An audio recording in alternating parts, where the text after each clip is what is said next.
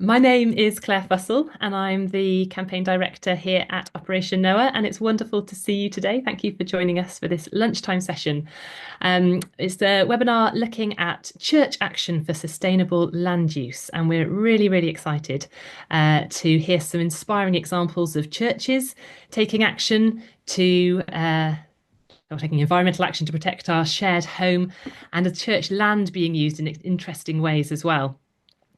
Um, If you are just joining us, please do put your name and where you're joining us from into the chat.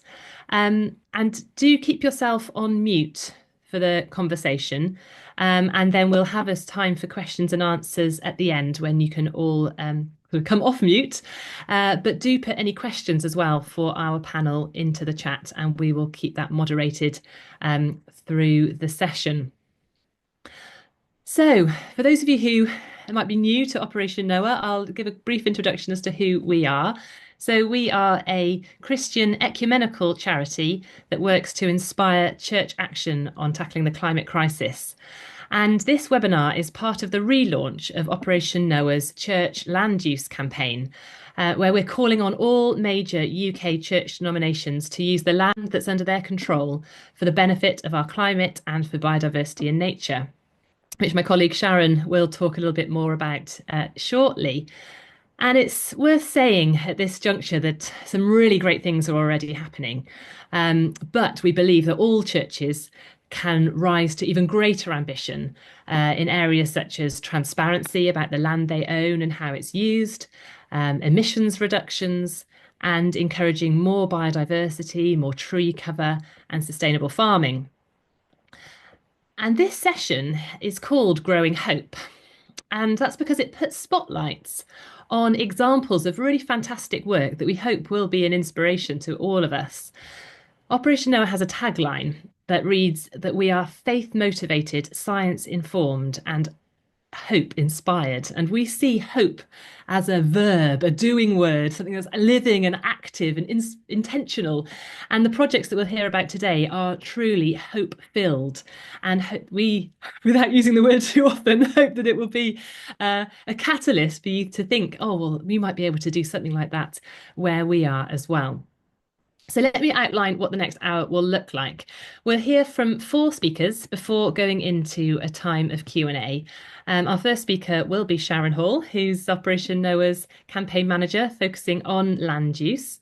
Then we'll hear from the Reverend Mike Saunders, who's the vicar of St Lawrence's Church, Hungerford. And he's an active member of their tree planting group who's had extraordinary success. I'll let Mike tell you a bit more about that, but it's really inspiring what they've been doing. We'll also then hear from Jaye Brighton, who's a volunteer at Loveland, which is part of Falmouth Food Co-op, who are community farming on some of the Diocese of Truro's land. And it's a really brilliant project, so really excited to hear more about that. And then finally, we'll go to Revd David Coleman, who's chaplain at Eco Congregation Scotland and a URC minister.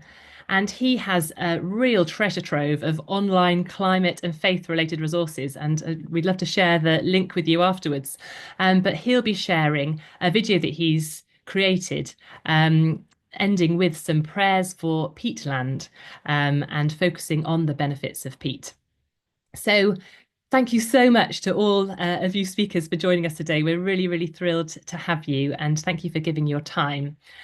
This is the first of 3 webinars, and we'll be circulating details of the next one in May shortly, and that will have a regional landscape focus. So do come and join us for all 3, and we hope that they'll be really interesting and inspiring. So without any further ado, I'd like to hand over to Sharon, who will tell us a little bit more about the campaign. Thank you, Claire, and thank you all for coming. It's great to be here. So some of you may have been at a webinar back in autumn 2022 where we launched our Churchland report, which will be on the next slide when my colleagues got the chance to advance that one and show you one of the slides that we had at that point, which introduced our report, which was called Churchland and the Climate Crisis, and then 3 main areas that we highlighted as ways that we thought church landowners could respond to the climate crisis in particular. And so we still stand by this as a useful report, and it introduces the urgency of the climate crisis. It looks at the potential of church land, and then it does highlight these three areas: growing trees, protecting peatland, and supporting farmers to reduce emissions. And you'll see those three major themes running through today's session and through a lot of our resources on church land. So if we move on to the next slide. So very recently on Friday, we launched our church land use vision. So you'll see that the growing trees, protecting peatland, and supporting farm net zero are still there as three of our main target areas within this vision. But rather than a 16-page report, we put it on one page, and we've tried to give some inspiring targets to just motivate church landowners more to make progress on these areas for 2030. Now, as Claire said, we know that there's some really good practice happening already, but also since we published that report, we've realised that perhaps some denominations really haven't made that much progress in even mapping the land that they own and understanding the potential of that land that they've got, then how that land can be used to reduce emissions, the impact that that land can have on biodiversity, as well as these three aims that we've identified around trees and peat and farmland. So within this vision, the main targets are aiming at 2030, but we've also set out some interim targets for 2025, 26, which is starting to say, if you're starting on this journey, if your church, diocese or a regional church area or denomination is just sort of starting on this area, then these might be things to be aiming at within the next sort of year or so. So that church land vision is on our website. In fact, all the things that I'll be talking about today, all the resources are all available through that same page, the church land use page within our website. That is included on the bottom of that slide there.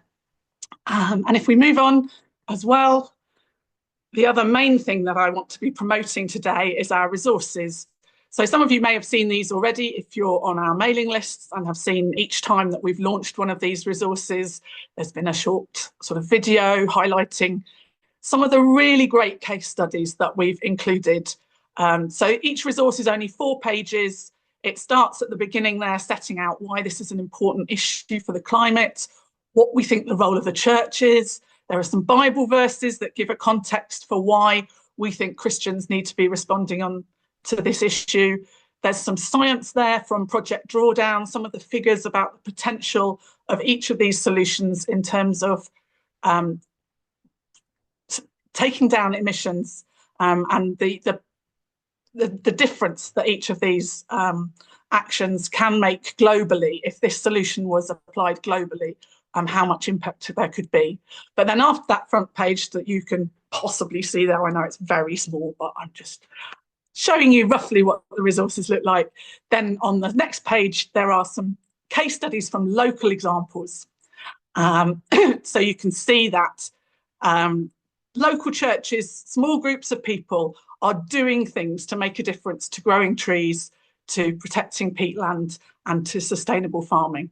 And I'm really pleased to have each of the speakers that we've got today because they're all featured one way or another in these resources. Someone from trees, someone from peat, someone from the farming resources. They're involved in some way in raising awareness or making a difference around these issues. So today really has got a sort of local church focus, what an individual or a small group of people can get involved with and do. And then in the later webinar in May, we'll be looking more at what can be done on a larger piece of land, whether that's owned by a larger church or Christian landowner or a regional or denominationally owned piece of land. So as I said, there's local case studies, there's these bigger landscape scale case studies. And then on the final page, we're looking at the connections for possible investment in this area, because again, investing in climate solutions is a key thing for Operation Noah at the moment. We've recently launched our Green Investment Declaration. So actually all these things connect. And the aim is that each of the resources works at whatever level someone comes to it, but then also looks to inspire them to do more or to encourage others who have more control over more land to do more, or who have control over investments to do more. So there's links to useful partners, ways to find out more. There are many more resources, useful links, videos, inspiring examples on our website. And so the resources will also take you to those as well. But it's so great to have some of the people that we featured in the resource with us today. And I'm looking forward to hearing more from them about the work that they've been doing, and hoping that we'll all leave a bit inspired about more that we can do on the land that is around us. So I'll hand back to Clare, I think. Thank you, Sharon. So over to you, Reverend Mike Saunders. If you're able to unmute and speak with us, thank you very much. So I'm Mike Saunders, and I'm the vicar for Hungerford, which is just a regular Church of England church, so 150 members. But what happened for us started on a Wednesday evening. This is all before COVID, but before COVID, one of our members, Mike Moorcroft, professor and a member who is employed by Natural England, he set up a Wednesday evening to talk about the challenges of climate change and some possible nature-based solutions. And it got my attention because 80 people turned up on a Wednesday evening, which is quite a lot of people. And in the conversation following, in the questions and answers following, it became clear that the majority of people in the room wanted to do something, and the most popular activity amongst those questions was tree planting.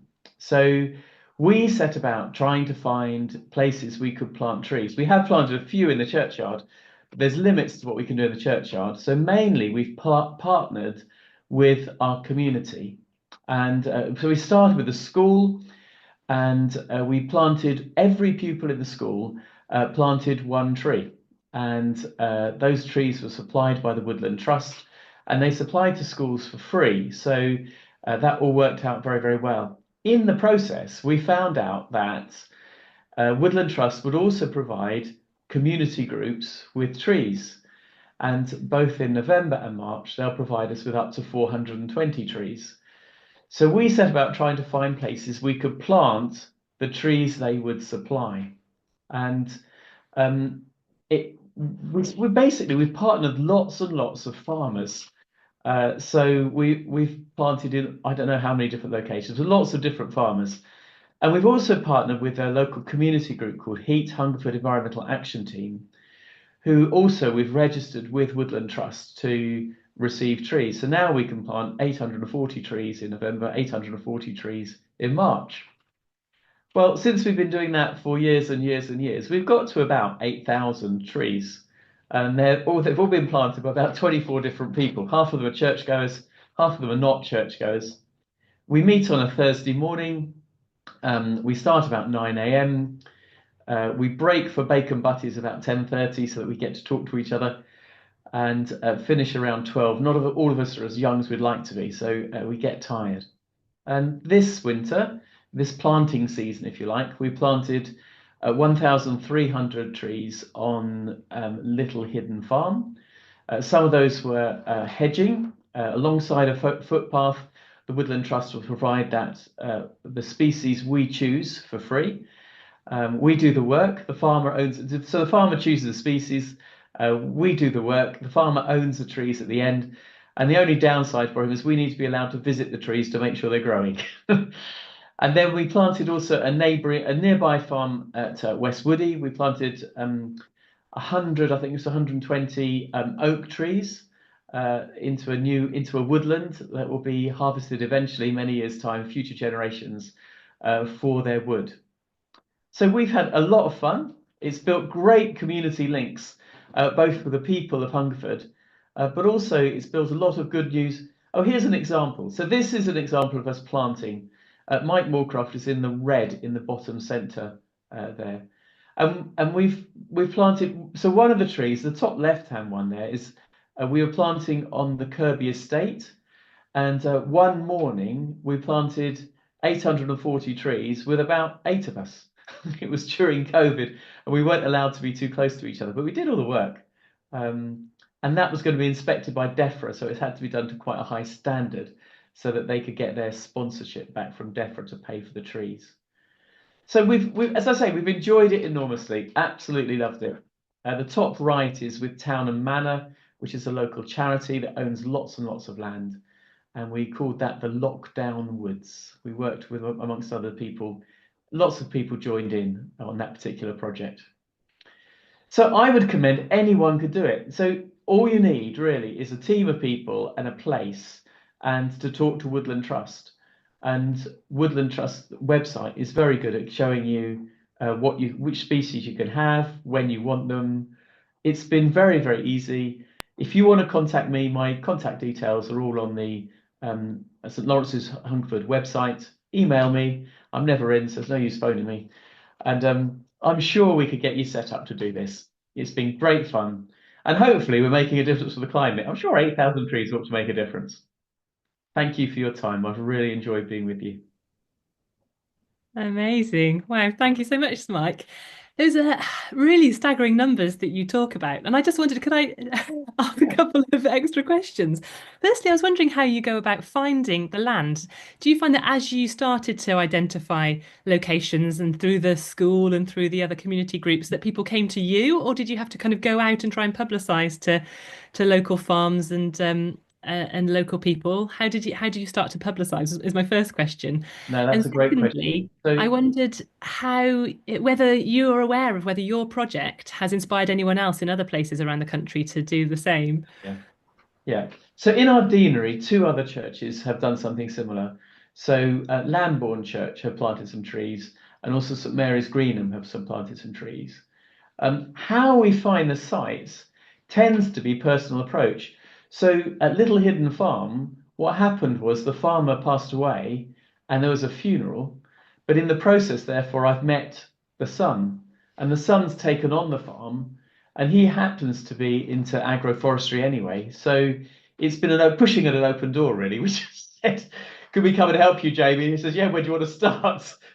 So, and that's been, I mean, the most embarrassing thing for my wife was when we were filling up the car in a petrol station, and there was a vehicle, a pickup truck pulled in beside us, and it said estate down the side of the road. So I just bowled up to him and said, can we plant some trees for you? That didn't come to anything, but by asking everybody, some of them have come to fruition. And that's really, the other one we did this winter, James Cole, is one of our local councillors. And I heard he'd been having a hard time. So we looked for a project that would partner with him to try and encourage him, really, build him up again. And tree planting was one that worked for him. Thank you, Mike. That's really helpful to understand. And I think approaching people at petrol stations is probably a good idea, to be honest, spreading it as far and wide as you can. So, that's really good to hear. Thank you so much. There'll be space to ask questions and engage more with all of our speakers towards the end of the session. So if you have any questions, please do put them in the chat or make a note of them, and we'll come back to them. But I'd like to hand over now to Jaye, who's joining us from Falmouth, I believe. Is that right? Near Falmouth, at least. And he's going to talk to us a little bit more about the Loveland project. Thanks, Jaye. Hello, everyone. I think you're going to be showing a film, aren't you, first? But I'm here, Jaye Brighton.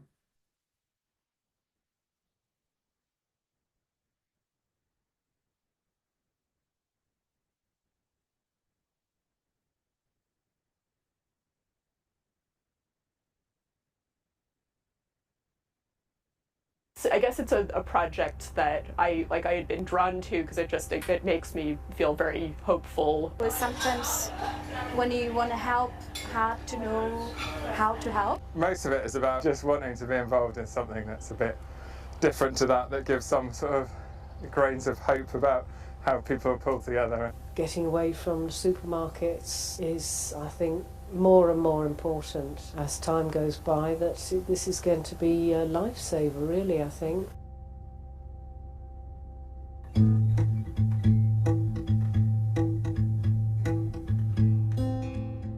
So the Falmouth Food Co-op started a few years ago, and it was just a group of friends who wanted to avoid using supermarkets, support local growers and buy some more sustainable food more economically.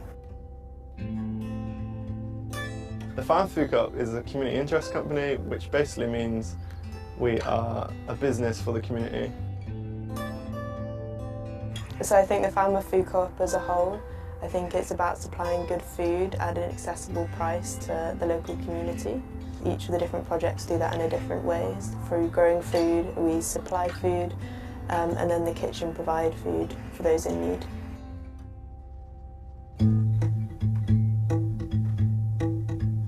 I'm Finn, and I am a director of the Falmouth Food Co-op, but I'm also on the steering group for Loveland, and here at Loveland I'm the grower. Just over a year ago we started setting up a small market garden to grow and sell produce. So in the market garden at Loveland we're sort of growing food whilst caring for sort of people and the planet.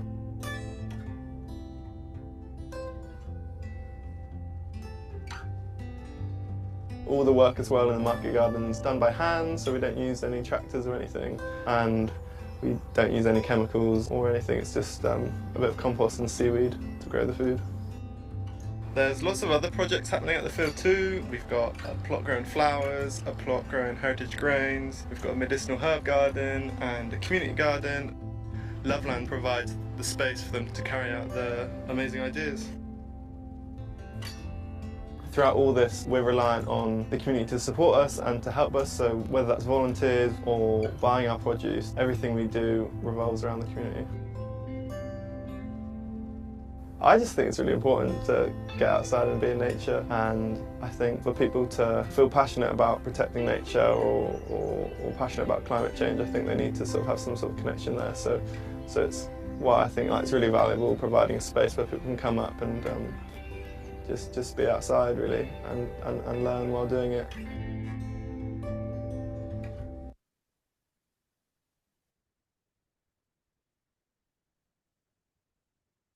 Hello everyone, I'm Jaye Brighton and I've been a volunteer at Loveland for over 3 years. Loveland's now in its 4th growing year. I love being part of the community, gives me hope for the future, and I know it's, as someone said in the film, it's a lifesaver in so many ways. All life, human and non-human. I think I'd like to give you a comment from one of our many comments from volunteers. We've got pages of them. I think it's such a magical place, and I hope it stays and continues to bring our community together to grow food, educate, and offer a safe and welcoming green space. Now, the film you've just seen, which I think is absolutely fantastic, I think it really captures so much. It was made by one of our young volunteers in 2022. You can see what a magical location it is. It's an urban location. It's in the town of Penryn, which is coupled with Falmouth. And what shines through, I think, in the film, and I hope to you, it's about young people speaking. You know, this is a project inspired and run by young people who give up their time in their busy lives to come and do this because they know it matters, it's important, not just to them, but to their whole community and the planet. As an oldie, I see my role as supporting them. It's their future after all, but it's also much valued intergenerational community. Community, as Finn, our young grower in that film, says, everything revolves around community. Loveland is just one strand of Falmouth Food Co-op, which is a community interest company, so non-profit making. It includes a whole food grocery and a food kitchen, which cooks and prepares over 300 meals a week to go out into our community to people in need. We have no regular income. We have to raise funds to cover overheads, like services and rent. We have a lease of 8 acres from the Diocese of Truro, which is managed on organic principles in harmony with nature. We're just applying for certification, by the way, which costs a lot of money for organic farming. Falmouth Food Co-op is described as a fork to fork sustainable food project. In other words, Loveland grows the food by fork, supplies the grocery, and the food is cooked. Some of the food is cooked and delivered to people in need in our community to be eaten by fork, possibly, or spoon, I don't know. But this is all done by volunteers. Falmouth Penrhyn is the second largest urban conurbation in Cornwall. This is a sustainable food project. It's local, healthy food at accessible prices. It's crucial, as is evidenced by the UK National Food Security Report just recently published, quoting the shocking nutritional levels of our population, and we're only growing 60% of our food. Urgent change is needed. We need food good for people and the planet, for health and the environment. We have 2 volunteer days a week. Wednesday is the market garden day with Finn, the grower. And Saturdays a more informal community day for the community garden allotment. So encouraging people to work together rather than have individual allotments. It's a magical place, and everyone's encouraged to explore their own connections and ideas. It's an ever-evolving tapestry.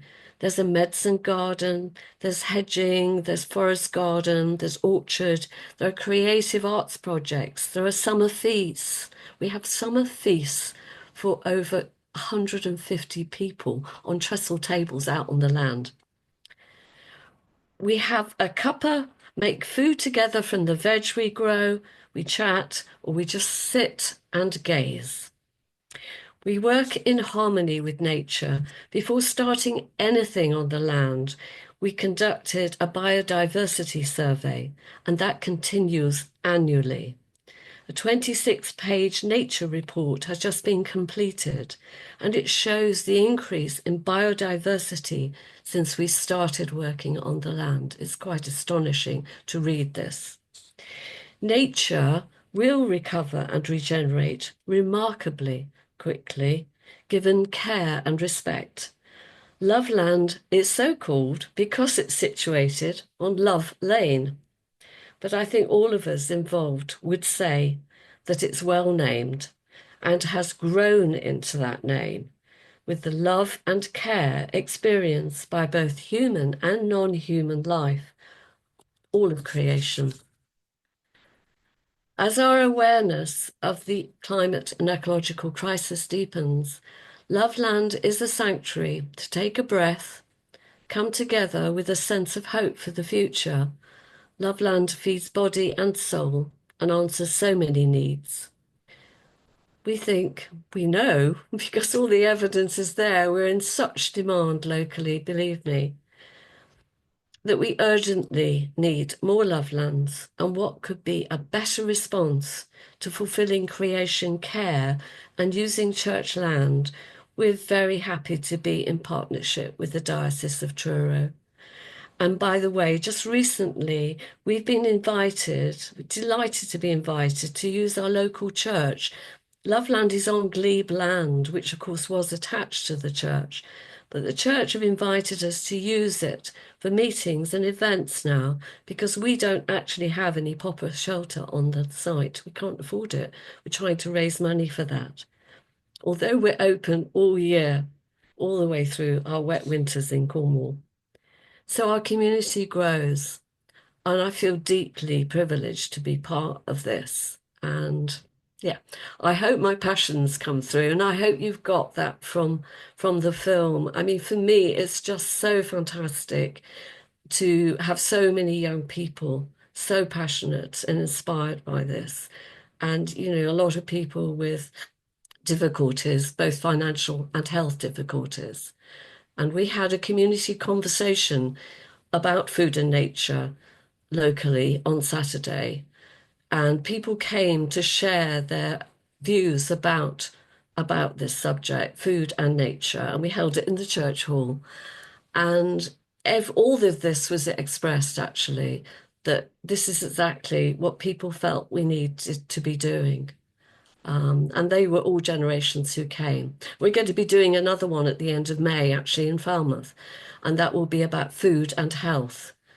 And in fact, all these projects in Cornwall are joined together in something called for Sustainable Food Cornwall, which is trying to push this forward as we know how urgent and important and helpful it is at the moment. Okay. Oh, thank you so much, Jaye, for telling us more about that. That's truly inspiring. It's really wonderful to hear about, and your passion absolutely does come through. And I agree. I mean, wouldn't it be amazing if we had a Loveland in every diocese around the country? Wouldn't that be brilliant? Using church land to really nurture nature and biodiversity and community and growing natural food and supplying people in need and local businesses. I mean, it's just wonderful stuff. So thank you so much for sharing about that. Can I just put in what I left out was that actually we've got two universities in Falmouth and Penryn. We've got Falmouth University and University of Exeter, and we're actually in partnership with them as well. So it just shows the sort of value. It brings it all together, doesn't it, really? Yeah. Yeah, brilliant. Thank you. I'm brimming with questions, but I'm not going to hog the time. I'm sure other people will have questions as well. But thank you so much for that. And I'm going to put you on my list to visit. I'd love to come and join one of those summer Very feasts. welcome. Thank you. I'll hand over now to Revd David Coleman, who's going to show us his video, I think, David. Yes. Well, as you'll see, I think I felt I could only really speak about the peatlands I've encountered in, again, working with churches by being there. But I think the background I should perhaps add into is that in Scotland there is a lot of selling of church property going on. And I think sometimes we need to think about what the values are, and how things could be seen other than purely in money. So let's go into a wee film I made, again, from the middle of a great big peat bog called Borehun Moss.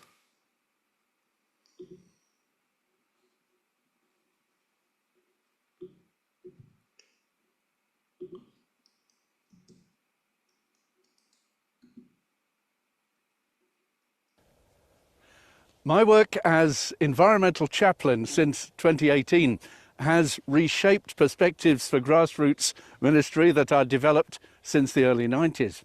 And that's why, in order to do justice to what I want to say today, I needed my words to be immersed in the sort of landscape we're talking about. Since lockdown, I've increasingly sought out spiritually significant sites to film reflections for our churches, encouraging care for and partnership with creation. And just as every small initiative makes a difference, so too considerations of scale are always significant. The careful, respectful use of peat as fuel by crofters, but on a manageable, sustainable scale, that goes back centuries. And it's rather different from bulldozing a bog to flood a city garden centre with all those plastic bags of stuff for gardens which would be better served by their own compost heap. Or indeed the carbon time bombs created by planting the wrong trees in the wrong place. And if that's on peatland, it can make things far, far worse. This is Borehun Moss. I've previously visited the World Heritage Site of the Flow Country in the northeast of Scotland, the Red Moss of Balerno, Flanders Moss near Stirling. These are landscapes to get to know, to experience immersively, not just to mention. And that's what I want to get across. Not just argument for the head, but feeling for the heart.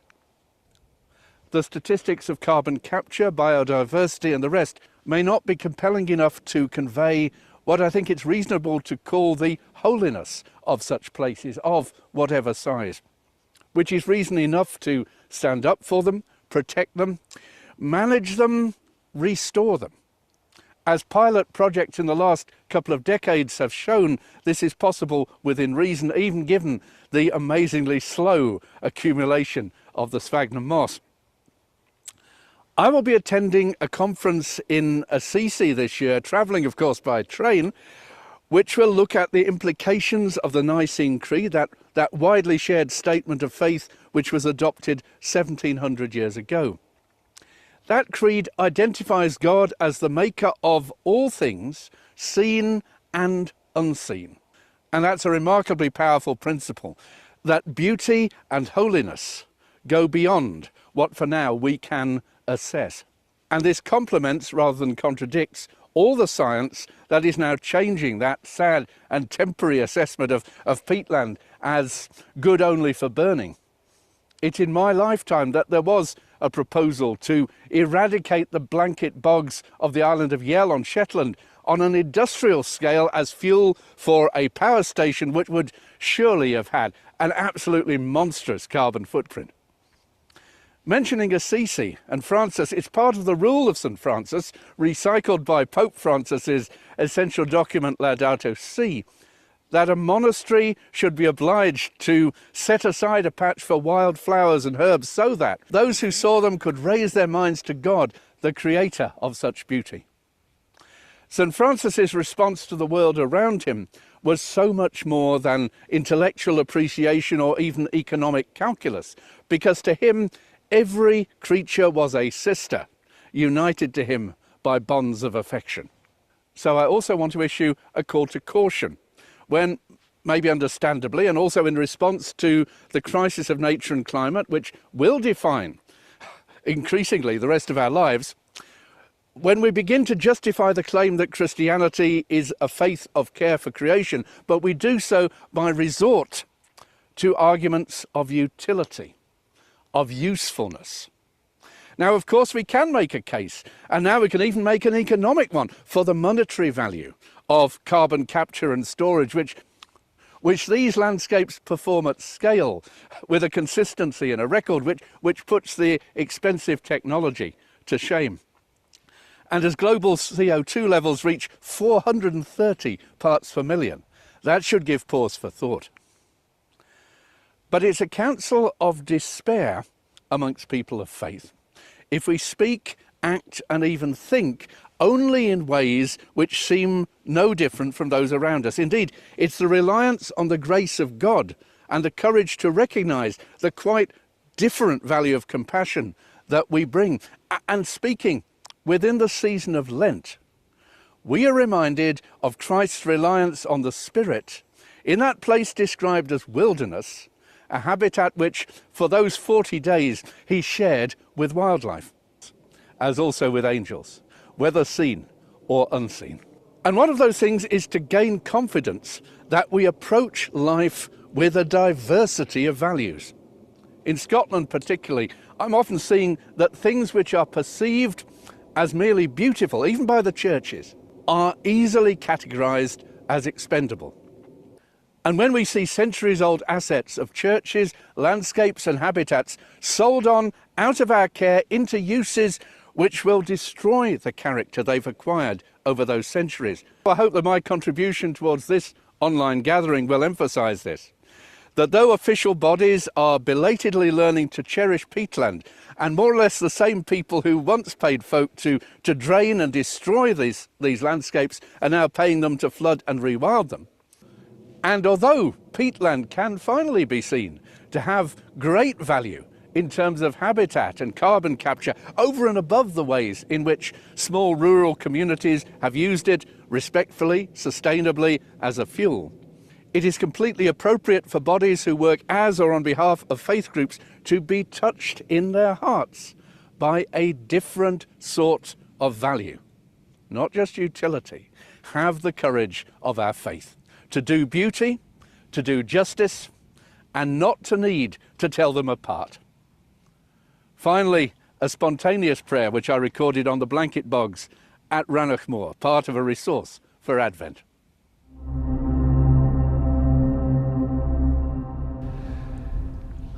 God, our sustainer,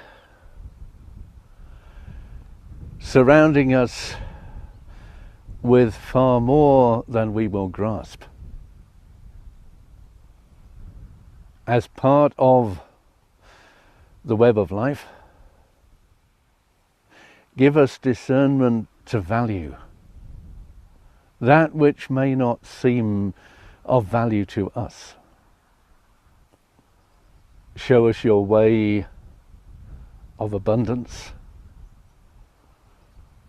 of change, of how to help what is already damaged. In the wilderness, surrounded by life, in the middle of everywhere. Show us there is no such thing as wasted land.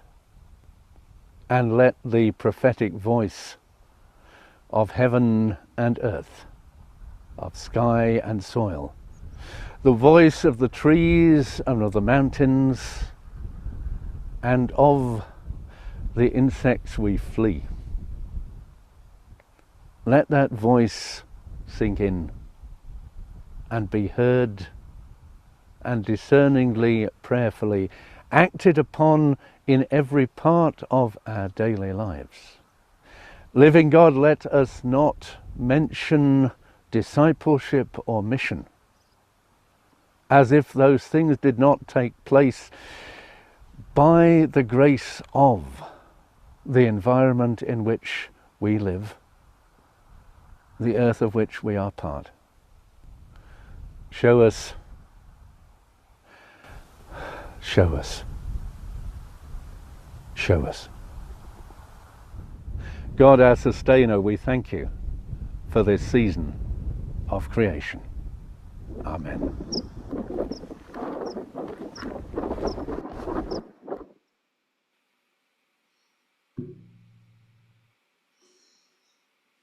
Okay.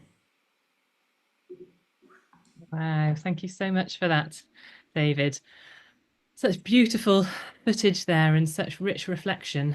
And I think we're going to be able to share that again, because I think I at least need to watch it again to fully absorb all that you're saying there. So thank you so much for that. And for that reminder that we need to move away from just thinking about land as what it's useful for and its utility, but thinking about it much more broadly, and having compassion for the land and relying on the grace of God and also the abilities of God to do much more than we can ever imagine with what we have around us. So thank you so much for that. I want to hand back briefly to Sharon to talk through and introduce some of what we can do about this. And I think this is some of the questions that might come up later around this question, particularly Pete, what can we do about it? And Sharon's going to talk a little bit about that, and then we'll go into a time of questions. Thank you, Claire. So, yeah, it's great to highlight in this webinar some of the speakers who are part of the resources that we've talked about, and we're hoping people will share the video of this webinar as well once we make it available. But a key action that we're asking people to take now in response to our vision for Churchland is to sign an open letter. We've got a slide that should come up soon showing this is on our main website page as well. So we're sending a letter to national church leaders, the heads of some of the main denominations within the UK, asking them to respond to this church land use vision that we've got. And we're trying to make it a really constructive letter, and we're very keen for people who are signing it to be saying this is important to me, and to include where they can an example of something that they've been involved with or been inspired by locally. Because I think that really sort of sets the tone of what we're trying to say, that through our passion about caring for creation, we are moved to act ourselves, but we also would like to see more action, stepping up to take action from our regional and national churches as well. So there's a brief introduction to the open letter, and you can see the text of it. You can add your name in the form, and do think before you sign it of any example that you could share.